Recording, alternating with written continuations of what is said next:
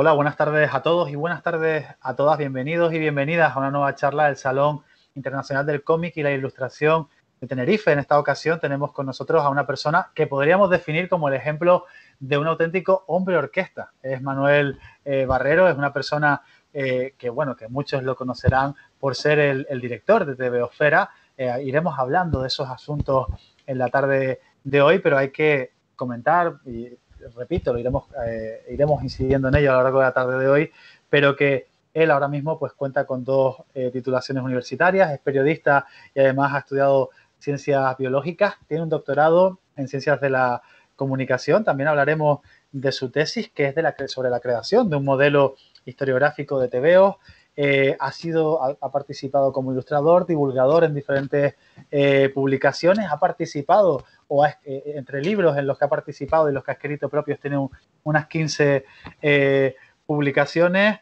Y podría pasarme la hora que dura la charla hablando sobre su currículum, pero para que nos hable de las cosas que ha realizado, de los proyectos que tiene entre manos, del gran proyecto que tiene ahora mismo en marcha desde el año 2001, que es TVOsfera, mejor que nos hable directamente Manuel Barrero, al que le damos las buenas tardes, las buenas noches ya en la península, Manuel. Aquí son buenas noches, en efecto. Aquí en Sevilla, donde estoy yo, ya es noche cerrada y llueve, curiosamente. Es un día especialmente singular en Sevilla. Bueno, si te sirve de consuelo, Manuel, aquí en Tenerife también nos ha cogido lluvia y a muchos nos ha cogido por sorpresa y estamos hemos llegado a la oficina empapados, ¿no? Pero son cosas que tiene esta circunstancia. Manuel, antes que nada, darte las gracias de verdad por participar con nosotros. Es un auténtico honor para la Fundación Cinemas Cómic, organizadora de este Salón del Cómic, de contar contigo, entre estas charlas que vamos a ofrecer y que durarán esta programación durará hasta el 29 de noviembre, sobre todo teniendo en cuenta que has hecho un proyecto mastodóntico y además tan bien valorado, una cosa que comentabas que tú a veces no llegas a percibir, como este TVOsfera. Bueno, sí, la verdad es que yo intento hablar de mi proyecto de forma modesta porque soy consciente de las muchas carencias que tiene. Todos los días trabajamos en él, mucha gente, muchas horas. Y lo cierto es que cuando empezamos pues era muy ambicioso, no existía, algo importante porque no existía, pero cuando te digo lo de la poca repercusión no me refiero al aficionado medio, sino me refiero a las instituciones, porque tú sabes que los TVOs tienen una consideración, en fin, variopinta, dependiendo de la institución que se acerque a ellos, dependiendo si es un museo, si es un departamento ministerial, si es una universidad. Y yo sigo pensando que falta un camino por recorrer para eso. Precisamente ayer me puse en contacto con la Federación del Gremio de Editores de España, que sacan la estadística sobre el libro en España, para comentarles que, bueno, que TVOsfera siempre estaba ahí para ayudarles en sus trabajos estadísticos, debido a que ellos declaran en su estadística que salió, en su informe que salió hace 2 días, que en España se publican la mitad de TVOs que realmente se publican. Entonces, da la sensación de que a veces no se pone el suficiente cuidado sobre la industria del TVO que debería ponerse, y por eso seguimos luchando en TVOsfera, para que el TVO sea reconocido como industria, como medio de comunicación, como arte, como lo que tú quieras, pero que sea reconocido. Manuel, no sé si admites preguntas polémicas a esta hora de la noche. Cuanto más mayor me hago, menos polémica me gusta. Bueno, es que ha habido un escándalo reciente con temas de museos y cómics. Sí, sí. Sí, bueno. No sé si tienes una opinión al respecto. Hay personas que tengo una mantienen opinión y además soy muy hábil para comentar las polémicas con elegancia y gracejo. Es decir, el tema no deberíamos sacar estos temas. Bueno, en este caso, si me permites expresarlo con libertad, por supuesto, sí. Este es un caso singular, especialmente atractivo, porque lo que pone en solfa, lo que demuestra, no es el poco aprecio que se tiene por los TVOs. Al contrario, es la excesiva rapidez en reaccionar que tienen los aficionados a través de las redes sociales. Un asunto como este, que puede resultar efectivamente molesto para algunas personas, por ejemplo, para los propios autores o para los editores. El procedimiento habitual es dirigirse a la persona que ha hecho el comentario, preguntarle, pedirle explicaciones y luego reaccionar. Pero ahora se hace lo contrario. Ahora primero se reacciona, hay una turbamulta en las redes de Internet, todo el mundo saca sus orcas y sus azadones y acuden a linchar al... Y ese no es el camino es trabajar las cosas con moderación, consultar fuentes, contrastarlas y discutirlo. Este asunto se ha resuelto por la vía pacífica perfectamente, en 2 o 3 días. Hasta donde yo sé, Antonio Alterriba le ha escrito una carta, la carta ha sido respondida y ha quedado claro que ella no pretendía minusvalorar el cómic como algo que no es posible manifestarlo como obra de arte, cuando todos sabemos que todos los medios de la cultura popular, absolutamente todos, pueden tener una dimensión artística, desde el momento mismo en que son creaciones de carácter artístico, que, bueno, que tengan una dimensión intelectual u otra, eso es indiferente. La artisticidad no depende del público al que se dirige un medio de comunicación, sino que depende de la sintonía que unos intelectuales, en este caso galeristas o críticos de arte, puedan adoptar con respecto a ese medio. Y con el cómic ha quedado claro desde hace, pues yo diría que 60 años, 70 años, que el medio puede ser considerado perfectamente como una manifestación artística o de arte independiente, además, de las demás. Desde mi punto de vista, es independiente de las demás. No es ni pintura, ni es literatura, ni es cine, ni es videojuego, sino que es una manifestación artística autónoma. Muy bien. Estábamos hablando de que Tebeosfera se funda en el año 2001. Y comentabas ahora en la introducción que quizá el cómic no está muy bien visto desde las instituciones públicas. En ocasiones no está considerado quizá como no tiene la consideración que debería tener. ¿Crees que se ha cambiado, que se ha recorrido mucho camino en estos 19 años que has estado con este proyecto, con Tebeosfera? Se ha recorrido una parte del camino, pero no se ha recorrido la parte del camino que yo quisiera. Es decir, por ejemplo, el medio historieta y los tebeos y los... A mí me gusta llamarlo medio historieta y a los cómics los llamo tebeos. Supongo que todos me entendéis, pero a veces me da la sensación de que cuando hablo no se me entiende. Yo los llamo así, espero que me comprendáis. Sí, sí. Los tebeos desde aproximadamente hace unos 10 años, quizá un poquito más, tienen una consideración diferente, más atractiva para el público, por 2 razones fundamentales. Primero, por la expansión a través del mercado del libro, que se produce a partir de los años 70, pero que se potencia muchísimo a partir del comienzo del siglo XXI, y una de sus repercusiones es el llamado fenómeno de la novela gráfica, que es posterior a esa expansión, y los tebeos se consideran como productos que están enmarcados en el mercado del libro y se les da una consideración mejor por parte de algunos libreros. Eso también pasa con los libros infantiles. Los libros ilustrados infantiles ahora tienen una repercusión magnífica, o por lo menos hasta el desarrollo de la pandemia, y antes no la tenían. ¿Por qué? Pues porque hay un público nuevo para ese producto y se genera ese atractivo. Y en segundo lugar, hay otra proyección cultural que es la cinematográfica. Los tebeos, los cómics americanos sobre todo, tienen una dimensión extra en el cine, que por supuesto el cine no es cómic, pero sí se nutre de sus argumentos, sus personajes. ¿Y esto qué es lo que consigue? ¿Consigue que la gente lea más tebeos? No, pero consigue que la gente... Bueno, yo no creo que lea más tebeos gracias al cine. Es posible que sí, pero yo no creo que sea un efecto rebote automático. Pero sí ocurre que la gente identifica esos universos narrativos con el cómic. Y el cómic está presente en la cultura de todo el mundo gracias a los Vengadores y gracias a el Arrowverso y a todas esas presencias, ¿no? Pero hay otra consideración, que es la consideración patrimonial, y esa no está resuelta. Es decir, cuando yo creo Tebeosfera, la creé porque para mí, a mi modo de ver, había 2 o 3 grandes carencias en la investigación sobre cómic en España. Una de ellas era que no había un diccionario terminológico más o menos serio, y la otra era que no había un catálogo de los tebeos más o menos serio. Y yo me preguntaba por qué. Me pregunté mucho y se lo preguntó a mucha gente, y por eso comencé a hacer la tebeosfera. La razón es porque las colecciones de tebeos nunca han sido consideradas catalográficamente válidas. Es decir, ayer precisamente estaba hablando, no ayer, no, el domingo, mantuve una reunión con un conjunto de personas, algunos son trabajadores en hemerotecas, otros son documentalistas, y me confirmaban que los fondos de tebeos que existen depositados en la Biblioteca Nacional, que Sí. deberían existir miles y miles y miles, siguen depositados en la Biblioteca Nacional dentro de sus cajas. Anda. Es decir, que desde los años 50, cuando se establece el depósito legal, eso está ahí.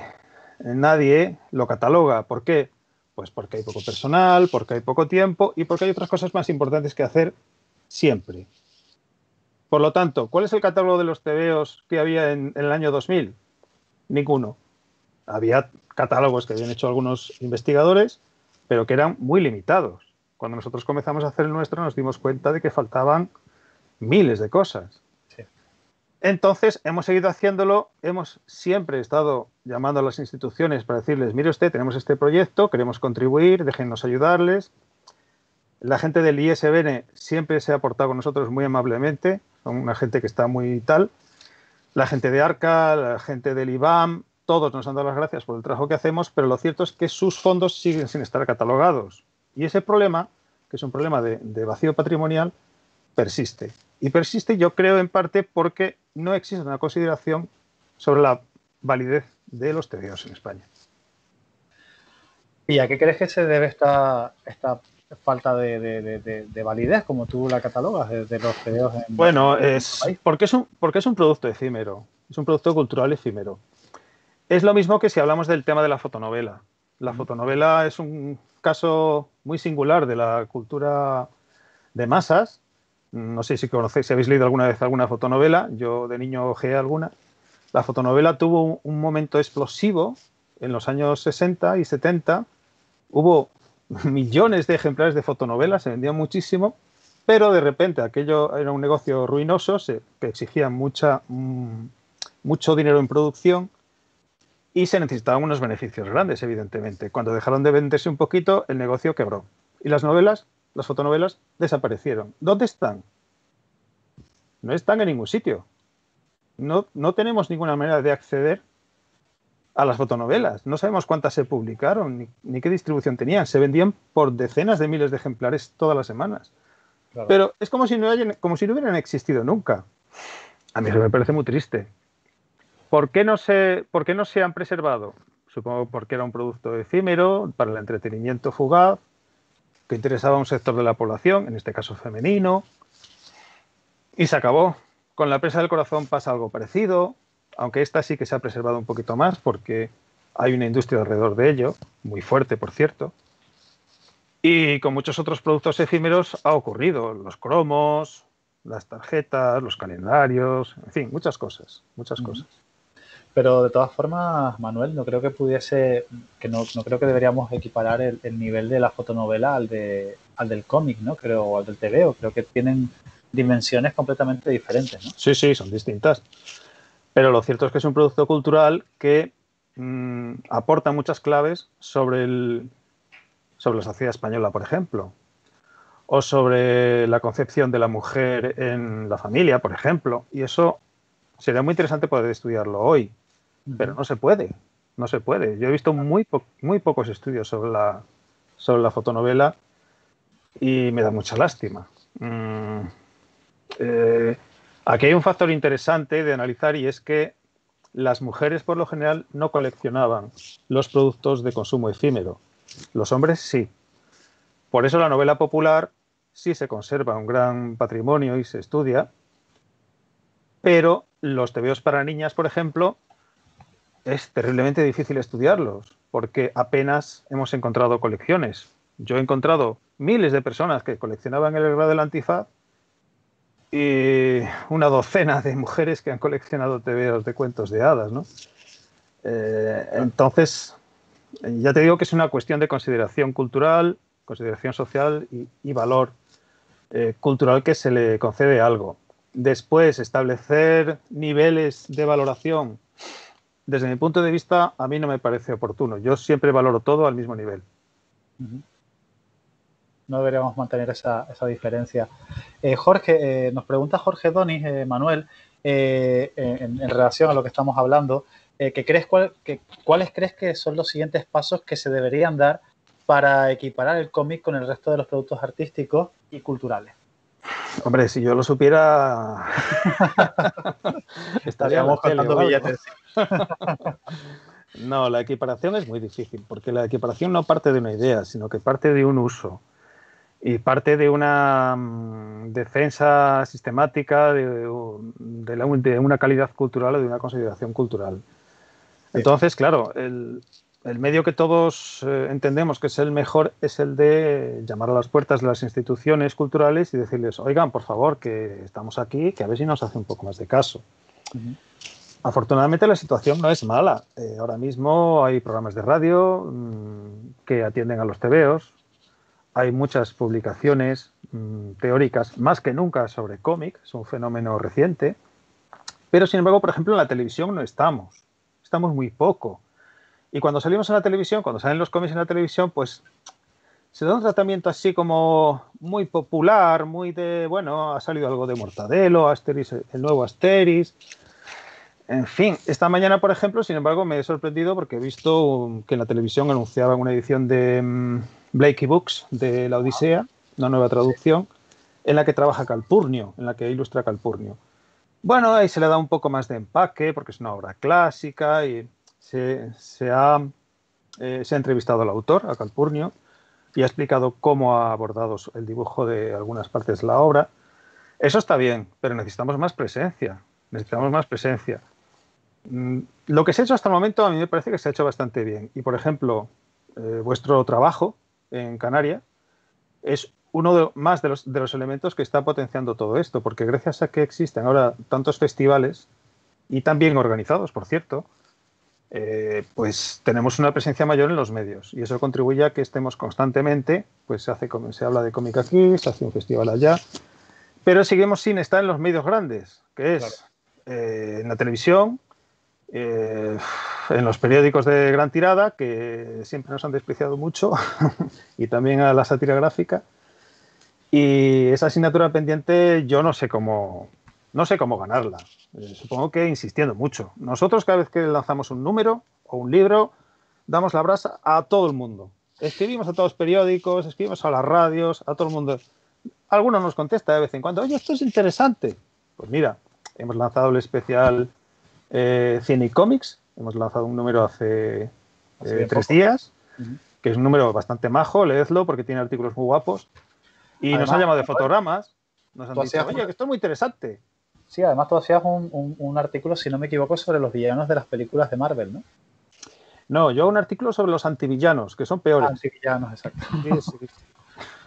Exacto. Bueno, y evidentemente eso es lo que comentas, ¿no? Tiene su interés cinematográfico, ¿no? Por esa parte de revistas como Fotogramas, nos comentabas.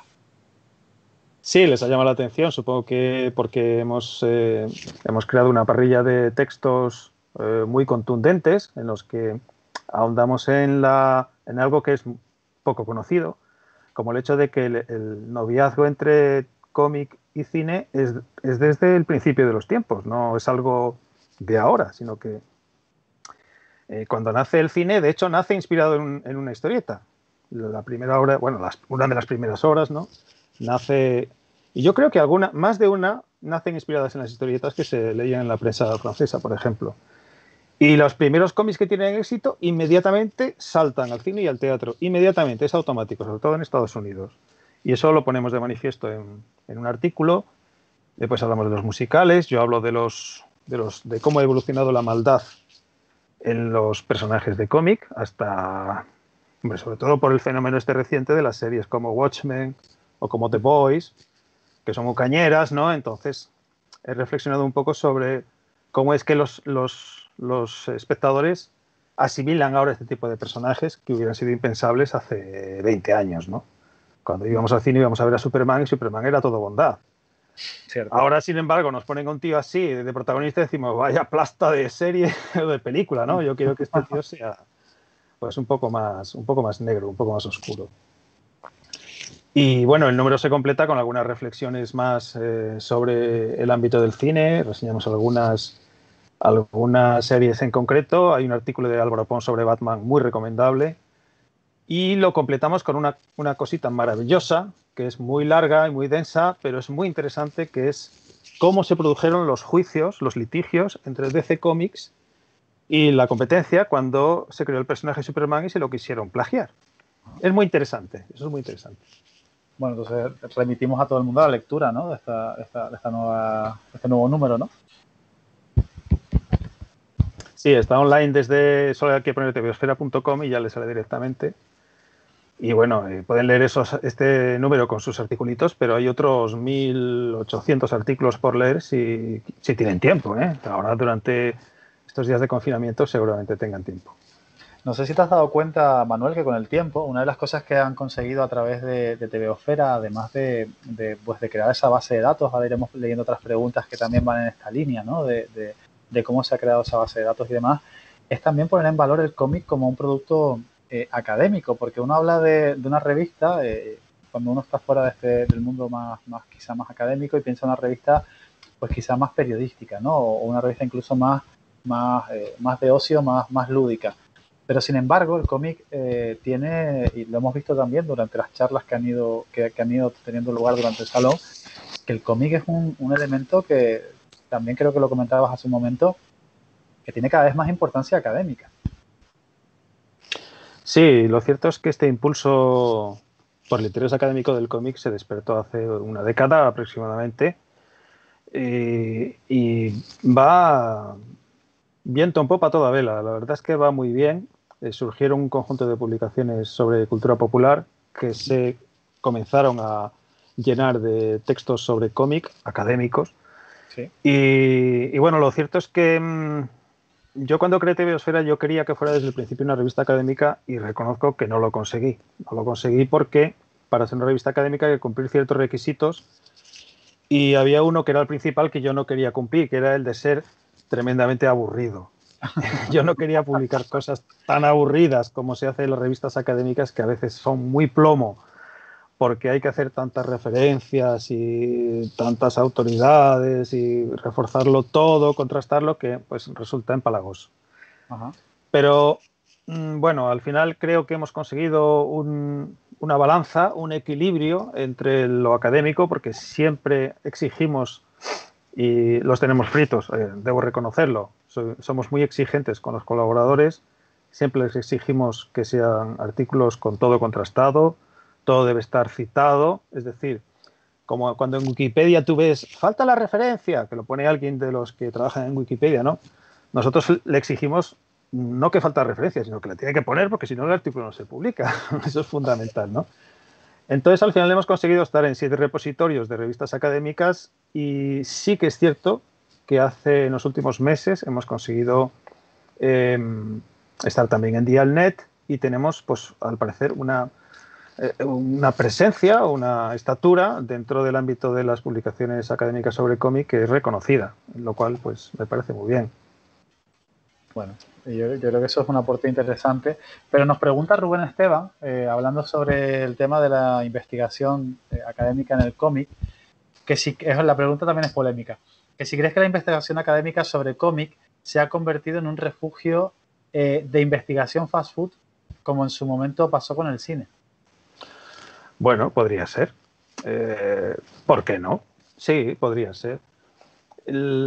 Hay una cosa que tenía el cómic hace unos 10 o 15 años, que la detectamos muy fácilmente. Bueno, quizá más. Yo cuando terminé mi tesis tardé 15 años en hacerla.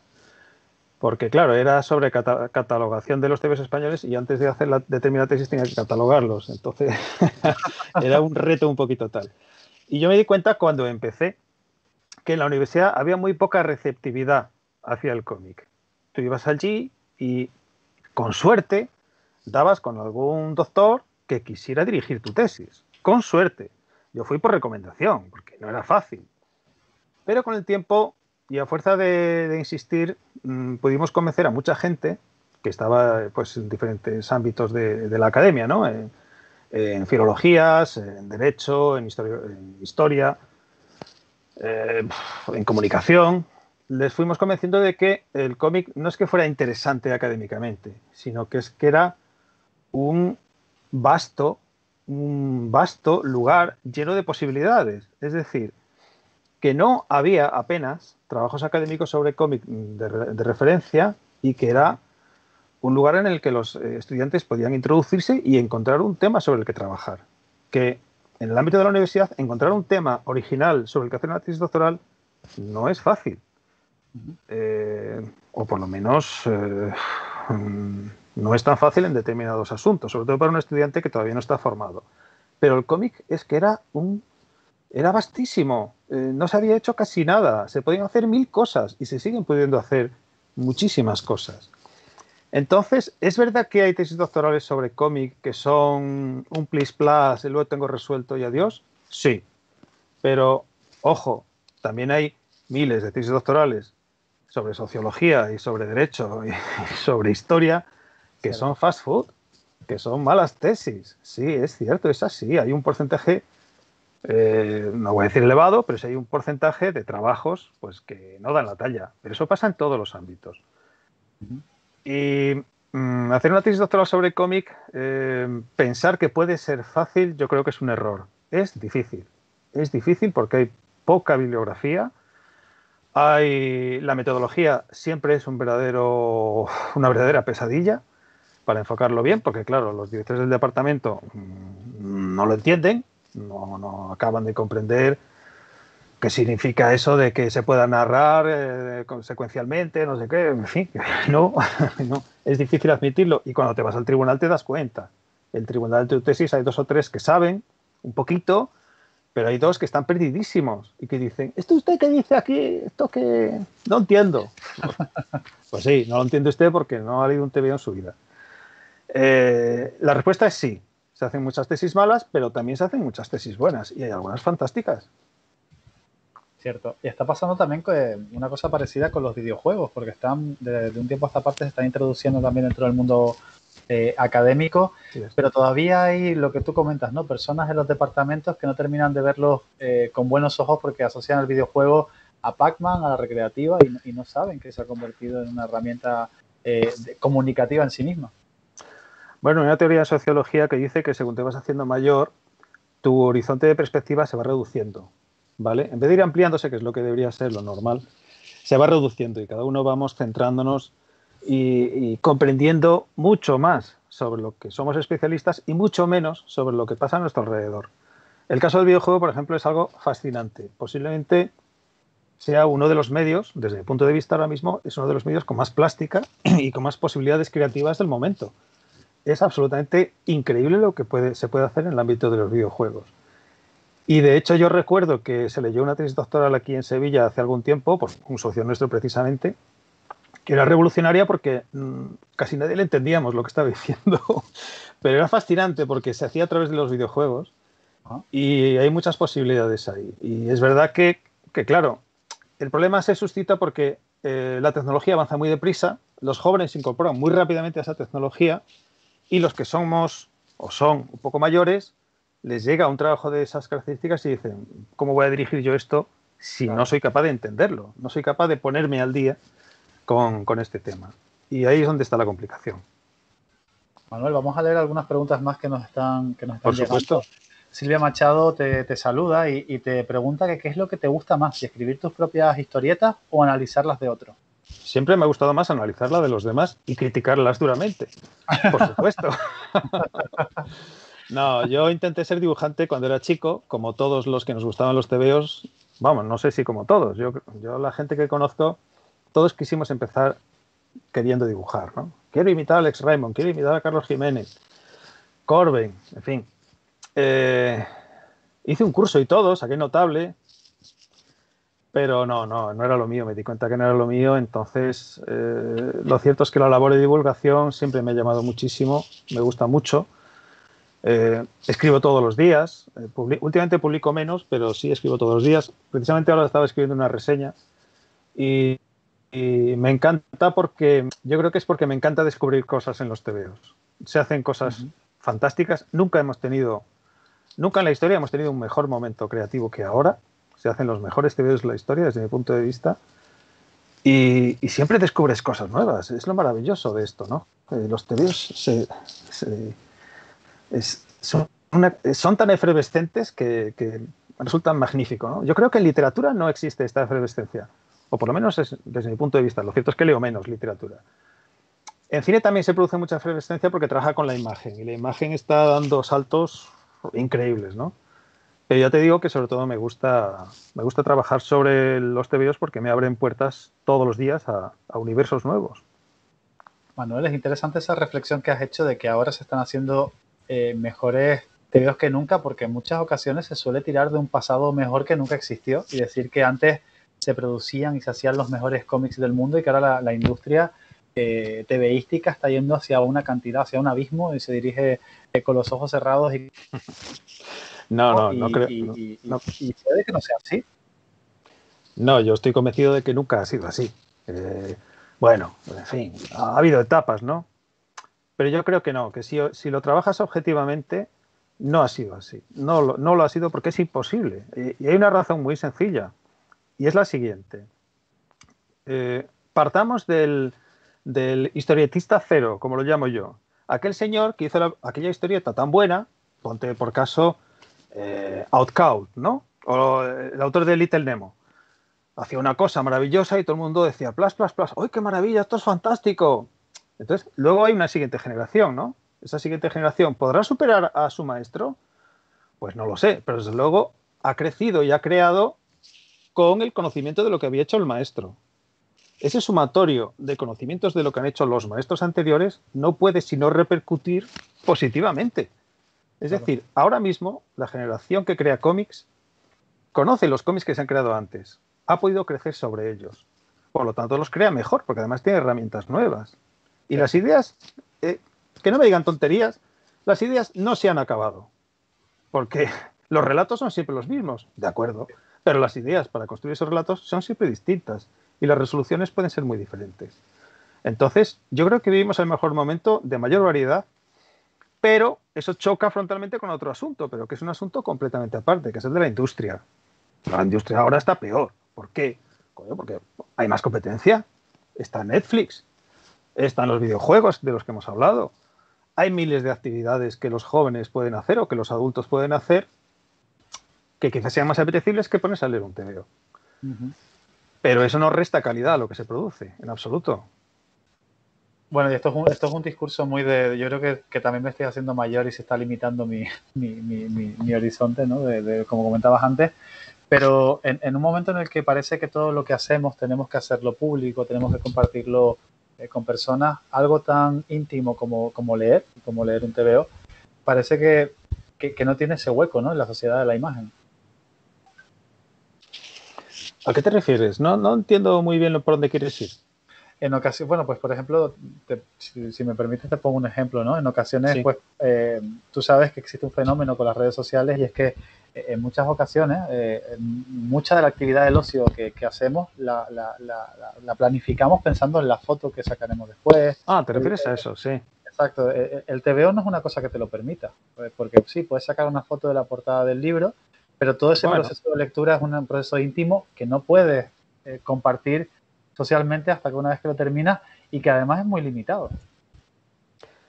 Yo creo que existen fórmulas para compartirlo. Otra cosa es si es interesante hacerlo o no.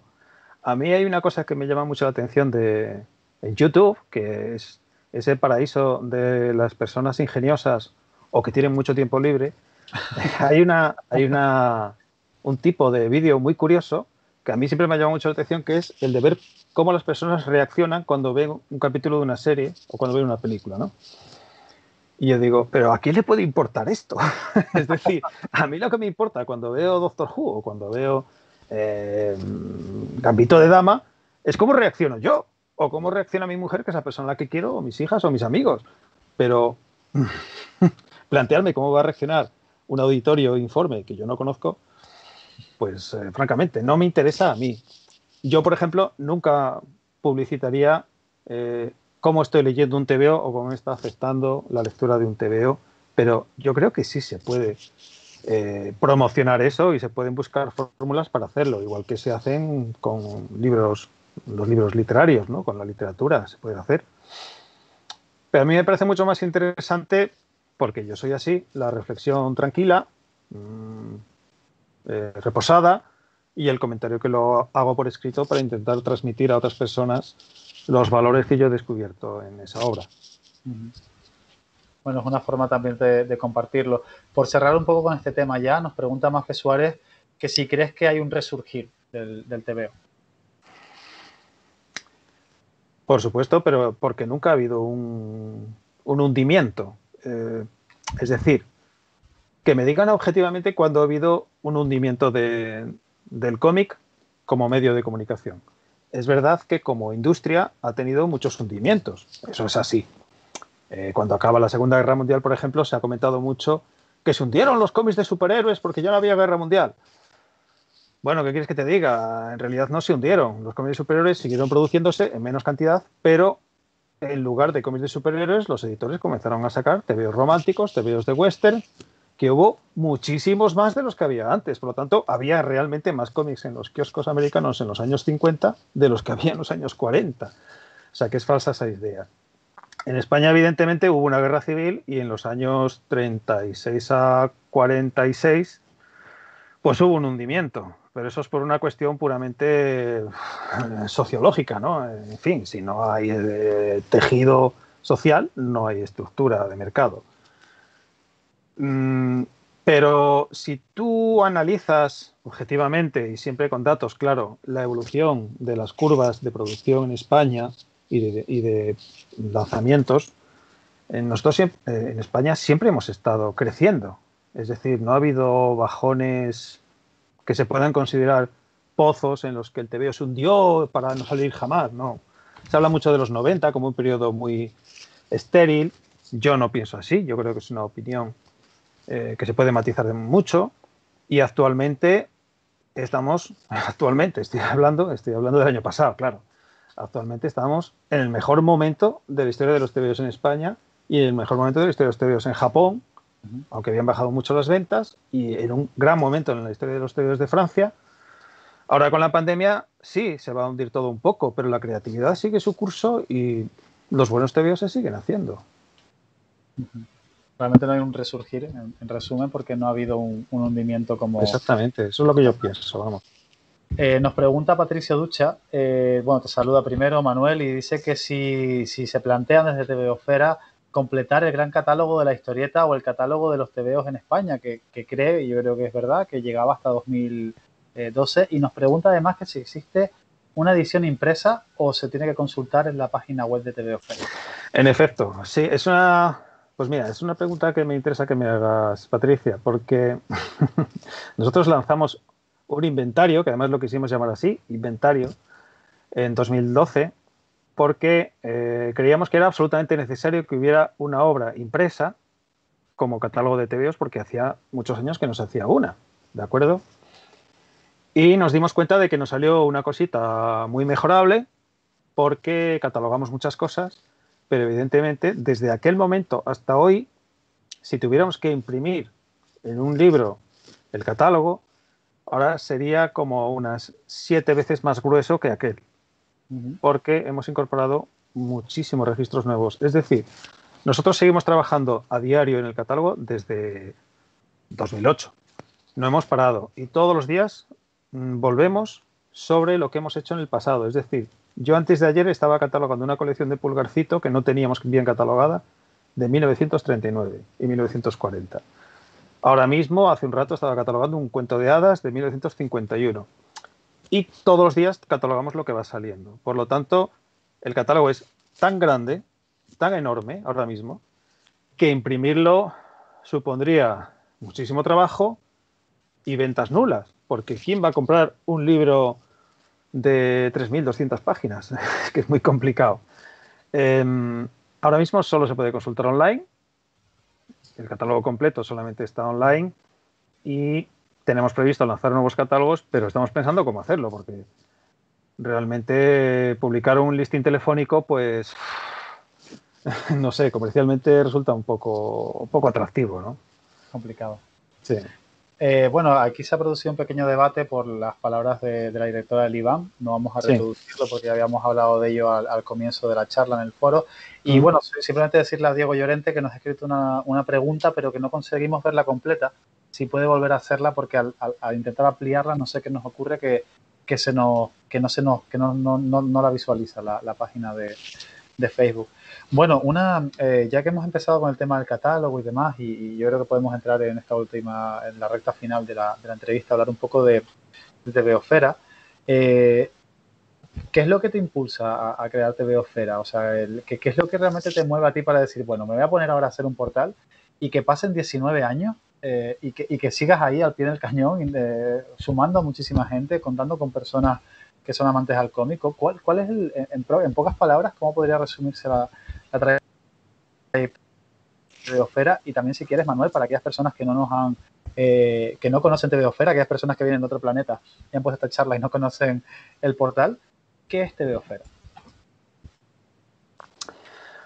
Uf, bueno, la respuesta a tu pregunta es muy sencilla, es el amor. Y ahora te lo explico.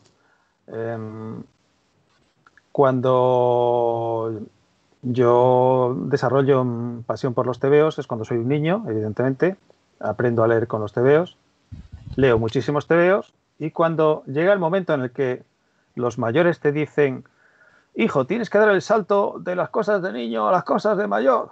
Y yo me pongo a leer libros, leo muchísimos libros y digo, anda, pero si me sigue apeteciendo leer tebeos. Y voy a leer un tebeo y digo, voy a ver si me siento mal. Y resulta que no me sentía mal. Al contrario, me sentía muy bien. Yo seguía rescatando obras de, yo qué sé, Los Pitufos. Ajá. Y digo, si tengo 17 años y me lo paso bomba, esto será algo malo. Yo leía al mismo tiempo a Nietzsche y decía, hombre, también disfruto con Nietzsche. ¿Me pasa algo raro? Entonces encontré a otras personas que también les pasaba eso tan raro y decidí seguir adelante. ¿Por qué? Pues porque evidentemente yo amaba esos dos medios. Amaba la literatura, amo la historieta, amo el cine. Yo nunca he considerado que haya que dejar un medio atrás para crecer o madurar. Los medios eh, forman parte de nuestra vida, de nuestra cultura, y tú los consumes o no los consumes. Pero tener esa consideración de que un medio deja de ser válido en cierto momento, nunca la he tenido, jamás la tuve. Y de hecho sigo leyendo tebeos y sigo viendo dibujos animados con mis hijas y sin mis hijas. Porque la calidad nunca está reñida con el público objetivo. La calidad siempre está en su nivel. Entonces, como amo tanto los tebeos y me gustaban tanto, yo bufaba y me cabreaba mucho porque, claro, yo llegué a los 20 y pico años y decía, pero si es que no hay un catálogo de los tebeos, ¿por qué no puedo haber un catálogo de los tebeos? ¿Por qué no lo hacen la gente que sabe? La gente mayor esa. Pues dije, vaya, no lo hacen. Pues entonces Lo lo haré hago yo.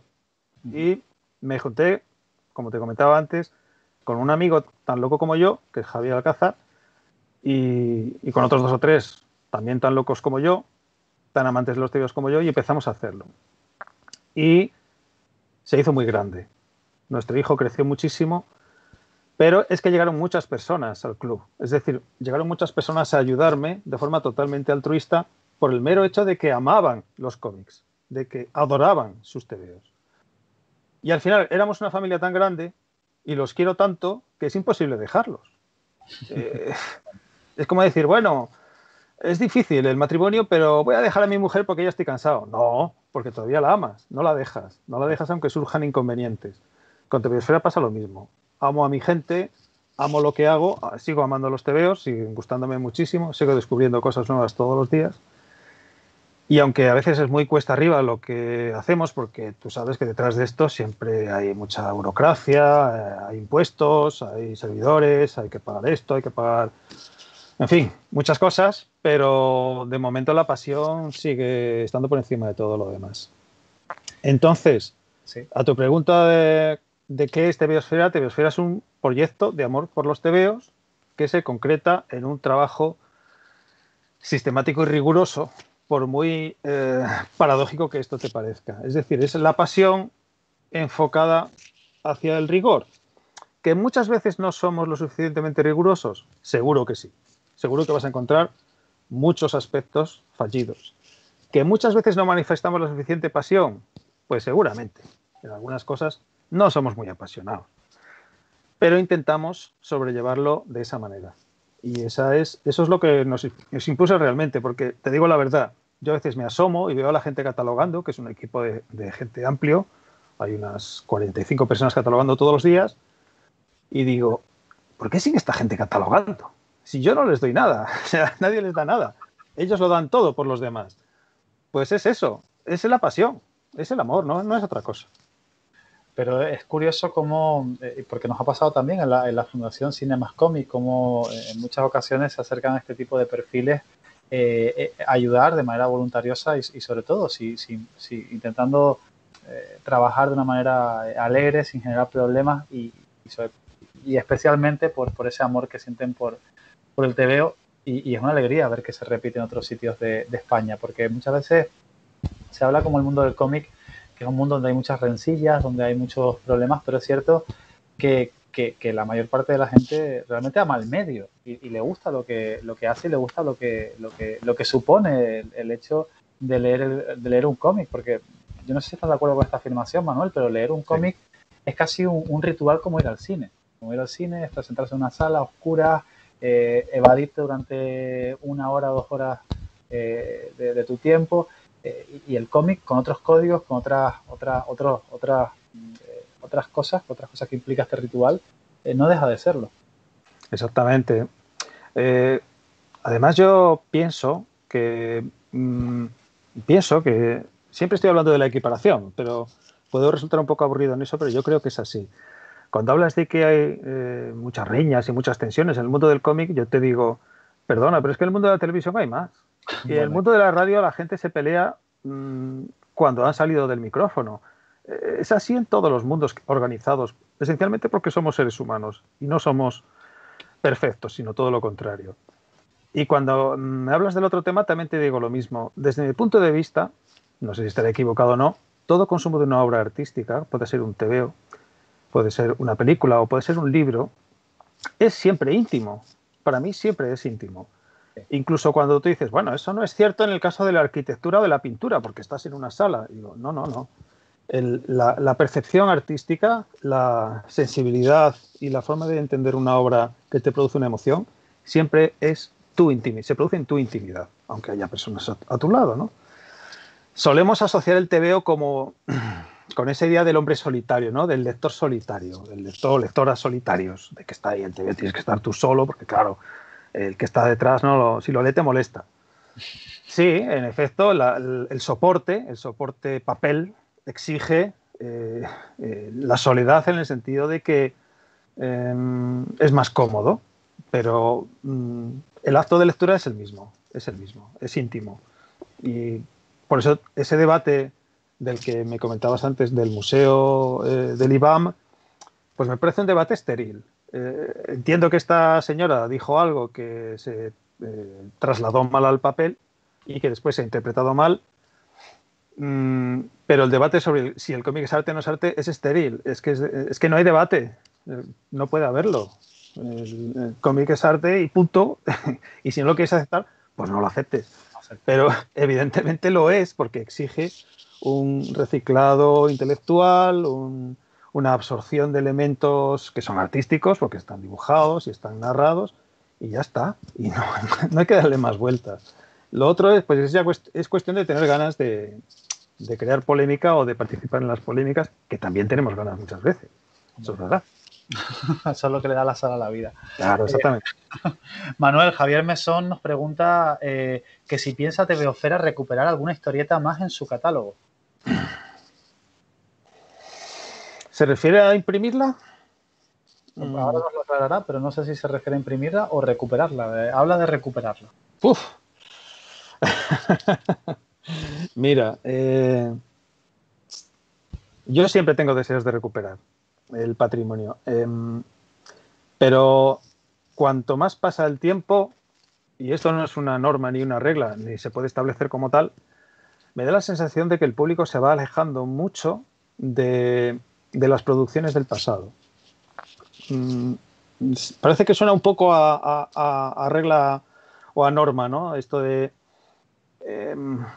vamos a ver, cuando nosotros leíamos superhéroes en los años 70 y 80, admirábamos mucho todo lo que se había hecho en ese periodo y lo hemos seguido admirando con el paso del tiempo. Pero a un lector de superhéroes de hoy le cuesta más trabajo la lectura de los superhéroes de los 50, por ejemplo. Yo pienso que le cuesta más trabajo. Le resulta una narrativa más torpe, una estética más poco comestible, poco palatable. Ajá. Cada vez cuesta más trabajo que los jóvenes lectores aprecien lo que se hacía en el pasado. Los lectores de manga, por ejemplo, también tienen eso en su bagaje. El lector de manga es un lector de actualidad, sobre todo. Lee mucho lo actual, aunque sigue apreciando lo del pasado, pero está constantemente apreciando lo actual. Apreciar el pasado implicaría retrotraerse a una obra que es completamente estéticamente distinta y puede que no sea tan atractiva. Nosotros lo hemos comprobado.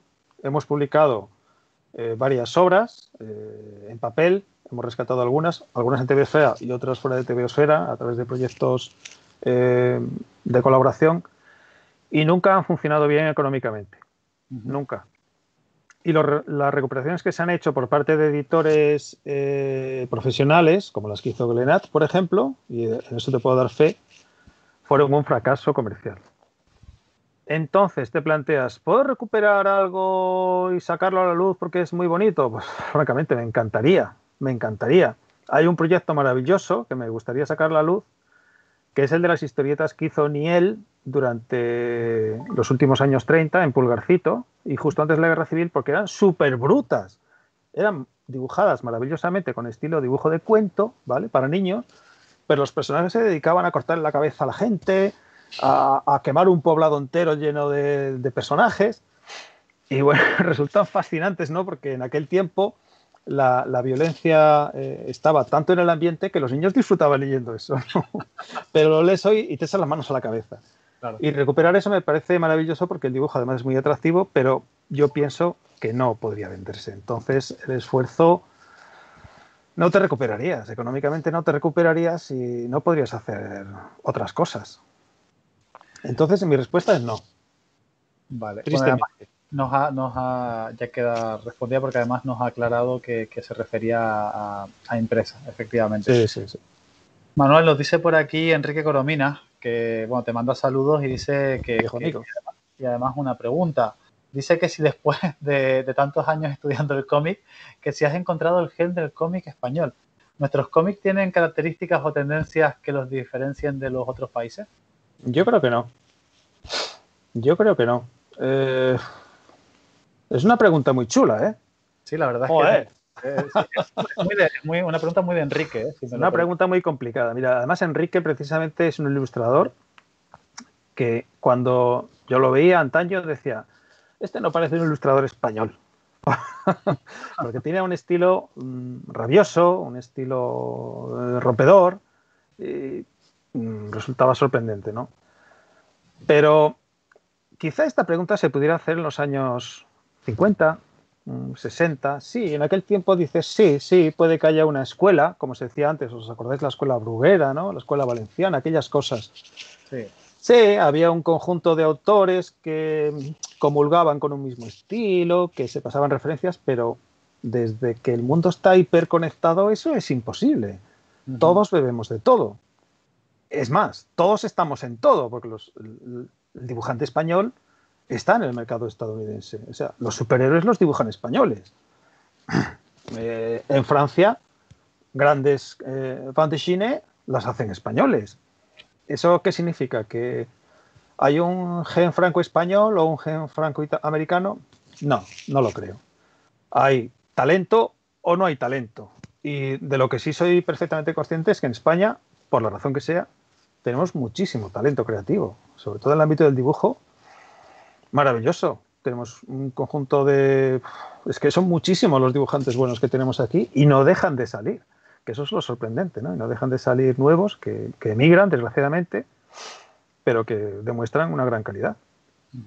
Totalmente de acuerdo. Diego Llorente ya nos ha podido hacer la pregunta que tenía pendiente. Dice, gracias amigos, repito la cuestión. Saludos desde Gran Canaria y enhorabuena por este salón, el salón que están haciendo este año. Y dice, Manuel, la TVOsfera es una herramienta indispensable para lectores, coleccionistas y estudiosos. ¿Cuál es el organigrama en forma de plantilla que trabaja en la web? ¿De cuántos colaboradores directos e indirectos se compone TVOsfera? ¡Oh! No lo Incontable. sé, no lo sé. Yo hace ya unos 2 o 3 años que soy incapaz de contestar a todos los correos que recibo de mis propios colaboradores. Madre mía. Con eso ya te lo digo todo. Yo trabajo con varios foros, tenemos varios foros de trabajo, varios grupos de trabajo, perdón, en Google Groups, supongo que lo conocéis la herramienta, y trabajamos en administración, en programación, en catalogación y en varias cosas más. Y el núcleo central de colaboradores, los que tomamos decisiones todos los días, pues podemos ser unas 12 o 13 personas, ¿no? Pero después hay colaboradores externos que nos envían cosas, constantemente nos avisan. Hay gente que está pendiente, por ejemplo, de todo colección, por si aparece algo raro, y nos dice, oye, esto es muy raro. Entonces vamos corriendo e indagamos, preguntamos al vendedor, estamos siempre así, ¿no? Y después hay un conjunto de personas que se dedican a otras tareas, como por ejemplo a digitalizar TVOs para poder trabajar sobre ellos. ¿Que cuántos somos? No sé, es que no lo sé, francamente, 200, podría ser, 200, 300, no lo sé.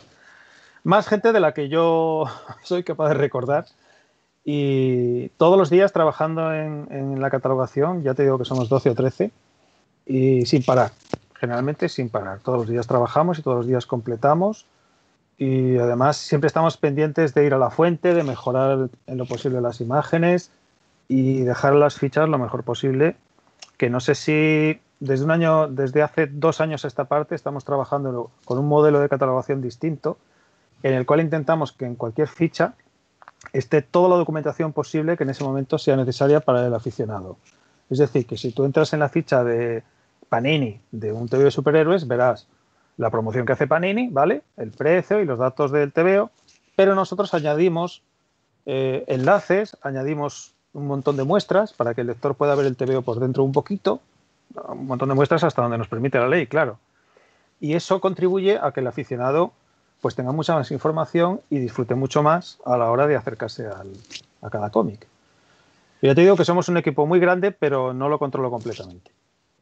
Hombre, normal también, tanta gente. Manuel, vamos llegando al final, ya casi hemos consumido la hora de tiempo de la entrevista, pero sí que no me gustaría terminar sin recordar las últimas publicaciones que han lanzado desde TVOsfera. Bueno, tenemos ahí 2 libros, La función del cómic y El pueblo contra el cómic. Ese lo tengo aquí. La función del cómic es un libro que hemos sacado hace pues unos meses, no me acuerdo muy bien cuándo. Es un libro muy complicado porque es un libro duro, es un libro académico, eminentemente académico, que habla sobre nuevos modos de enfocar el estudio de los TVOs. Nuevos modos que quiere decir que la metodología que debe aplicarse, aparte de toda la que se conoce de todas las ciencias, tiene que tener en cuenta siempre la posición del autor frente a su obra. Y este matiz, que parece una tontería, es muy interesante, porque si tú ahondas en el posicionamiento tanto ideológico como personal, como artístico, del autor frente a la obra que aborda o frente al tema que aborda, se obtienen mucho más resultados cuando investigas sobre su trabajo. Lo ha escrito Michel Batley porque hizo una investigación sobre los TVOs de la Guerra Civil y se dio cuenta de que los enfoques de los diferentes autores de TVOs ambientados en la Guerra Civil eran muy distintos. Y eso le pareció muy interesante y lo plasmó en un trabajo aparte, que es este, ¿no? Que se publicó en Francia, pero en España no existía y nos ha parecido muy oportuno traducirlo y rescatarlo. Y el otro libro que hemos sacado recientemente, que es esta cosa tan grande, enorme, este mamotreto, un libro muy grueso, maravillosamente ilustrado por Raúlo, uno de nuestros dibujantes con gen español en Estados Unidos. Es un libro sobre cómo nació el odio contra los TVOs. Es esencialmente eso. No es un libro sobre EC Comics ni sobre el Comics Code, que es lo que mucha gente piensa. Es un libro sobre lo que pasó antes, o sea, sobre cómo germinó el rechazo hacia el cómic en Estados Unidos antes de los años 50. En Estados Unidos, en Francia, en Reino Unido, en Italia, en España y en Canadá. Es un trabajo impresionante de un catedrático de Derecho que a mí me sigue asustando porque tiene una cantidad de datos impresionante y disfrutarían todos muchísimo de él porque descubres un montón no sé, de desprecios que existían en la sociedad contra los tebeos que hoy no nos podemos ni imaginar, ¿no? Sobre disfunciones mentales y sobre enfermedades que causaban y, bueno, en fin, la destrucción misma del tejido social, se decía en los años 30. Afortunadamente todo eso lo hemos superado, aunque se sigue diciendo ahora, pues yo qué sé, de TikTok, por ejemplo, ¿no? Ese miedo, ese rechazo a lo nuevo sigue estando ahí, entre nosotros. Una forma de verlo en perspectiva, ¿no? Ese rechazo a lo novedoso. ¿Dónde podemos adquirir estos libros, Manuel?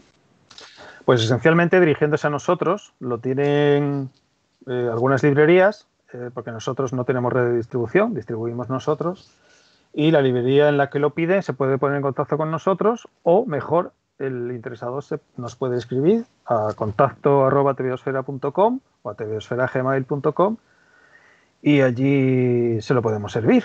Y bueno, también estamos en Amazon, por supuesto, como todo hijo de vecino. Si no estás en Amazon, no existes. Así que en las librerías de Barcelona y Madrid es fácil encontrarlo. Entiendo que en las islas es más complicado. En las islas todo es más complicado, desgraciadamente. Pero ya os digo que dirigiéndoos a TVosfera siempre estamos alerta. Bueno, aquí en la fundación tenemos ambos libros, así que bueno, si uno quiere, los puede conseguir, los puede adquirir. Manuel, muchísimas gracias por compartir este rato con nosotros, que sabemos que primero que no son horas, que luego que estamos ahí, estás pasando una tormenta también por tu tierra, y después bueno, que para nosotros es un auténtico honor, la Fundación Cinemas Cómic, la verdad que encantada de colaborar con TVosfera a través de esta charla que hemos tenido en el día de hoy en el Paraguas, que es el Salón Internacional del Cómic y la Ilustración de Tenerife. Por mi parte nada más. Manuel, no sé si quieres decir algo para cerrar. Es todo tuyo este momento. Bueno, el honor es mío, os lo agradezco mucho que hayáis querido llamarme.